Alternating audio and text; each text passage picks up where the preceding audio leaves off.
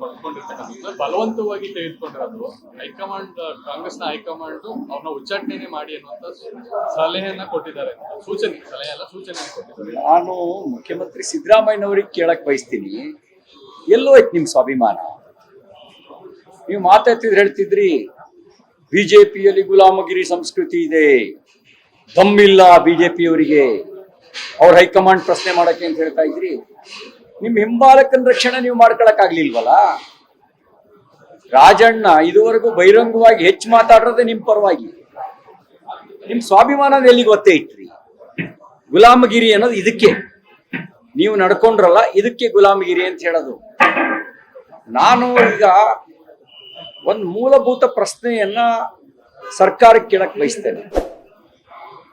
ರಾಜಣ್ಣ ತಪ್ಪು ನಮ್ದಿಟ್ಕೊಂಡು ಇನ್ನೊಬ್ಬರ ಕಡೆಗೆ ದೂರಿದ್ರೆ ಅನ್ನುವಂಥ ಪ್ರಶ್ನೆಯನ್ನ ಇಟ್ಟಿದ್ದಾರೆ. ಅದ್ರ ಬಗ್ಗೆ ಚರ್ಚೆ ಆಗಲಿ. ಮತದಾರರ ಪಟ್ಟಿಗೆ ಸೇರ್ಪಡೆಯ ಫಾರಂ 6, ತಿದ್ದುಪಡಿ 7, ಡಿಲಿಷನ್ 8 ಈ ಎಲ್ಲ ಅಪ್ಲೋಡ್ ಮಾಡುವ ಅಧಿಕಾರ ಯಾರ್ದು? ಕೇಂದ್ರ ಸರ್ಕಾರದ ಅಥವಾ ಚುನಾವಣಾ ಆಯೋಗಕ್ಕೆ ತಂದೆ ಆದಂತ ಏನಾದ್ರೂ ಒಂದು ನೆಟ್ವರ್ಕ್ ಇದೆಯಾ? ನಮ್ಮ ರಾಜ್ಯ ಸರ್ಕಾರದ ನೌಕರರೇ ಈ ಕೆಲಸ ಮಾಡೋದು. BLO ಬಹುತೇಕ ಶಿಕ್ಷಕರು, ಅಂಗನವಾಡಿ ಶಿಕ್ಷಕರು, ಕಂದಾಯ ಇಲಾಖೆ ಅಧಿಕಾರಿಗಳು, ಬೆಂಗಳೂರಿನಂತ ಕಡೆಗಳಲ್ಲಿ BBMP ಅಧಿಕಾರಿಗಳು, 10 BLO ಒಬ್ಬ ಸೂಪರ್ವೈಸರ್, ಸಿರಸ್ತೆದಾರ್ ಕೇಡರ್ನವರು, ರೆವಿನ್ಯೂ ಇನ್ಸ್ಪೆಕ್ಟರ್ ಕೇಡರ್ನವರು, ಅವ್ರ ಮೇಲ್ಗಡೆ EO, electoral officer, deputy tahsildar ಮತ್ತು ತಹಸೀಲ್ದಾರ್ ಕೇಡರು, ಅವ್ರ ಮೇಲ್ಗಡೆ AERO, AC ಅಥವಾ AC ತತ್ಸಮಾನವಾಗಿರ್ತಕ್ಕಂಥ ಕೇಡರ್ನವರು, ಅವ್ರ ಮೇಲ್ಗಡೆ DEO, district electro officer, deputy commissioner ಅಥವಾ ಅದಕ್ಕೆ ತತ್ಸಮಾನವಾಗಿರ್ತಕ್ಕಂಥ BBMP ಆಯುಕ್ತರು. ಇವರೆಲ್ಲರೂ ರಾಜ್ಯ ಸರ್ಕಾರದ ನೌಕರರು. ತಪ್ಪಾಗಿದ್ರೆ ನಿಮ್ಮ ನೌಕರರಿಂದ ತಪ್ಪಾಗಿರುತ್ತೆ. ಇದ್ರ ಮೇಲೆ ರಾಜಕೀಯ ಪಕ್ಷಗಳಿಗೂ ಜವಾಬ್ದಾರಿ ಇದೆ. ಪ್ರತಿ ರಾಜಕೀಯ ಪಕ್ಷ BLO ಜೊತೆಯಲ್ಲಿ ಕೆಲಸ ಮಾಡೋದಕ್ಕೆ BLA 2 ಬೂತ್ ಲೆವೆಲ್ ಏಜೆಂಟ್ 2 ಪ್ರತಿ ಬೂತ್ಗೆ ನೇಮಕ ಮಾಡೋದಕ್ಕೆ ನೋಂದಾಯಿತ ರೆಕಗ್ನೈಸ್ಡ್ ಪೊಲಿಟಿಕಲ್ ಪಾರ್ಟಿಗೆ, ರಿಜಿಸ್ಟರ್ಡ್ ರೆಕಗ್ನೈಸ್ಡ್ ಪೊಲಿಟಿಕಲ್ ಪಾರ್ಟಿಗೆ ಅವಕಾಶ ಇದೆ. ಅಂದ್ರೆ ಈ ಕರ್ನಾಟಕದಲ್ಲಿ DK ಶಿವಕುಮಾರ್ ರೆಸ್ಪಾನ್ಸಿಬಿಲಿಟಿ ಪ್ರತಿ ಬೂತ್ಗೆ BLA 2 ಅಪಾಯಿಂಟ್ ಮಾಡೋದು. BLA 1 ಪ್ರತಿ ವಿಧಾನಸಭಾ ಕ್ಷೇತ್ರಕ್ಕೆ ಒಬ್ಬರನ್ನ ಅಪಾಯಿಂಟ್ ಮಾಡಿದ್ರೆ BLA 2 ತನ್ನ ಪಕ್ಷದ ಏಜೆಂಟ್ ನ ಅಪಾಯಿಂಟ್ ಮಾಡಬೇಕು. ಮತದಾರರ ಪಟ್ಟಿಯ ಪರಿಶೀಲನೆಗೆನೆ, ಪರಿಷ್ಕರಣೆಗೆನೆ, ನೋಂದಾವಣೆಗೆನೆ. ನೀವ್ಯಾಕೆ ಮಾಡ್ಲಿಲ್ಲ? ನಿಮ್ BLA 1 ನಿಮ್ಮ BLA 2 ಏನ್ ಮಾಡ್ತಾ ಇದ್ರು? ನಾವು ಅಪಾಯಿಂಟ್ ಮಾಡಿದ್ದೇವೆ ಪ್ರತಿ ಬೂತಿಗೆ BLA 2 ಅಪಾಯಿಂಟ್ ಮಾಡಿದ್ದೇವೆ. ಪ್ರತಿ ವಿಧಾನಸಭಾ ಕ್ಷೇತ್ರಕ್ಕೆ BLA 1 ಅಪಾಯಿಂಟ್ ಮಾಡಿದ್ದೇವೆ. ಇದ್ರ ಬಗ್ಗೆ ಏನೋ ಚರ್ಚೆ ಆಗ್ಬೇಕು. ಅಕ್ರಮ ನಡೆದಿರೋದು ನಿಜ ಆಗಿದ್ರೆ ಅದಕ್ಕೆ ಹೊಣೆ ಕರ್ನಾಟಕ ಸರ್ಕಾರ, ಕರ್ನಾಟಕ ಸರ್ಕಾರದ ನೌಕರರು.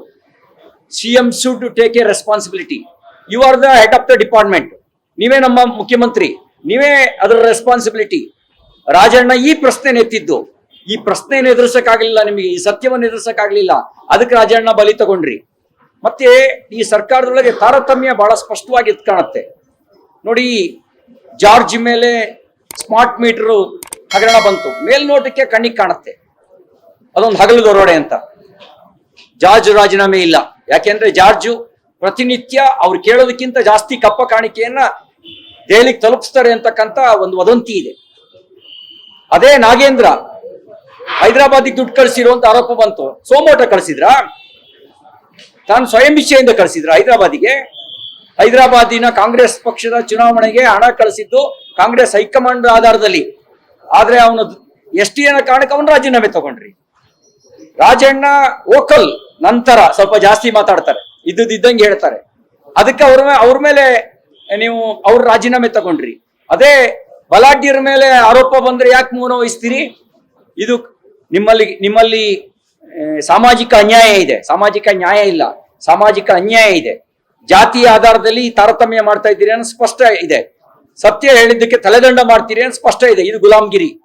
ನೀವು ನಿಜವಾದ ಸ್ವಾಭಿಮಾನಿಯಾಗಿದ್ರೆ ನೀವು ಪ್ರತ್ಯುತ್ತರ ಕೊಡ್ತಿದ್ರಿ. ಐ ಕಾಂಟ್ ಡೂ ಇಟ್ ಅಂತ ಹೇಳ್ತಿದ್ರಿ. ನಾನು ಈ ಕೆಲಸ ಮಾಡಲ್ಲ ಅಂತ ಹೇಳ್ತಿದ್ರಿ. ನಾನ್ ರಾಜೀನಾಮೆ ಕೊಡ್ತೀನಿ ಬೇಕಿದ್ರೆ, ಈ ಕೆಲಸ ಮಾಡಲ್ಲ ಅಂತ ಹೇಳ್ತಿದ್ರಿ. ನೀವು ಈ ಯಾವುದನ್ನು ಮಾತಾಡ್ಲಿಲ್ಲ ಅಂತಂದ್ರೆ ನನಗೊಂದು ಮರ್ಕಟ ನ್ಯಾಯದ ಕತೆ ನೆನಪಿಗೆ ಬರುತ್ತೆ. ಒಂದು ಮಂಗ ತನ್ನ ಮರಿನ್ ಕೈಲಿ ಹಿಡ್ಕೊಂಡು ಹೋಗ್ತಾ ಇತ್ತಂತೆ. ಸ್ವಲ್ಪ ನೀರ್ ಬಂತಂತೆ, ಕೊಳ್ಳೆ ಕಂಕುಳಕ್ಕೆ ಎತ್ಕೊಳ್ತಂತೆ.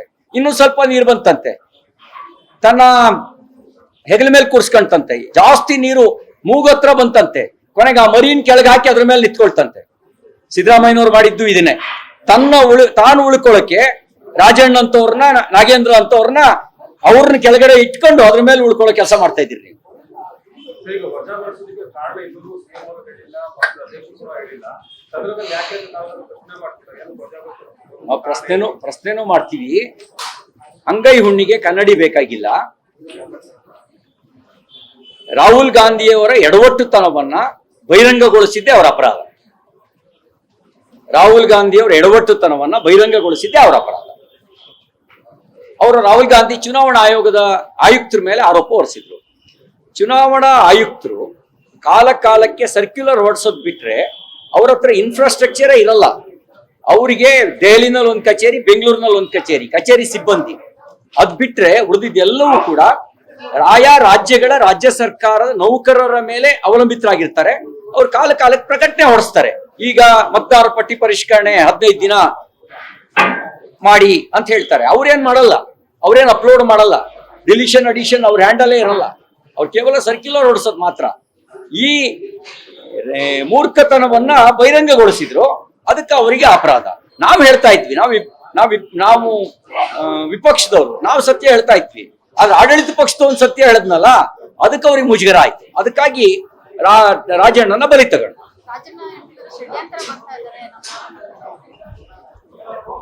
ರಾಜಕಾರಣದಲ್ಲಿ ಷಡ್ಯಂತ್ರ ಇರ್ತವೆ, ಅದು ಸತ್ಯ ಹೇಳಿದ್ದಕ್ಕೆ ಬಲಿ ತಗೋಬಾರ್ದು. ರಾಜಕಾರಣ ಅಂತ ಹೇಳಿದ್ರೆ ತಂತ್ರ, ಷಡ್ಯಂತ್ರ ಎಲ್ಲ ಇರೋದೆ. ಆದ್ರೆ ಸತ್ಯ ಹೇಳಿದಕ್ಕೆ ಬಲಿ ತಗೊಳ್ಬಾರ್ದು. ಸರ್, ಆಮೇಲೆ ಇಲ್ಲಿ ಸಿದ್ದರಾಮಯ್ಯನವರ ಆಪ್ತರನ್ನ ಒಬ್ಬೊಬ್ಬರನ್ನೇ ಟಾರ್ಗೆಟ್ ಮಾಡ್ತಿದ್ದಾರೆ ಸರ್. ಬೀನಾಗೇಂದ್ರ ವಿಚಾರದಲ್ಲಿ ವಾಲ್ಮೀಕಿ ವಿಚಾರದಲ್ಲಿ ಹಗರಣ, ಜಯ ಕಾಂಗ್ರೆಸ್ ಅವರು ಬಯಲು ಆಗ ಅವರನ್ನ ಬಲಿ ಪಡ್ತಾರೆ. ನಾನ್ ಹೇಳೋದು ಅದನ್ನ ಮಾಡ್ತಾ ಇದ್ದಾರೆ. ಸ್ವಾಭಿಮಾನಿ ಸಿದ್ದರಾಮಯ್ಯನವ್ರು ಎಲ್ಲೋ ಏನಾದ್ರು, ಸ್ವಾಭಿಮಾನಿ ಸಿದ್ದರಾಮಯ್ಯನವರು ಈ ಗುಲಾಮಗಿರಿಯ ನೇತೃತ್ವ ವಹಿಸ್ಬಿಟ್ಟಿದಾರಲ್ಲ, ಎಲ್ಲೋಯ್ತು ನಿಮ್ ಸ್ವಾಭಿಮಾನ?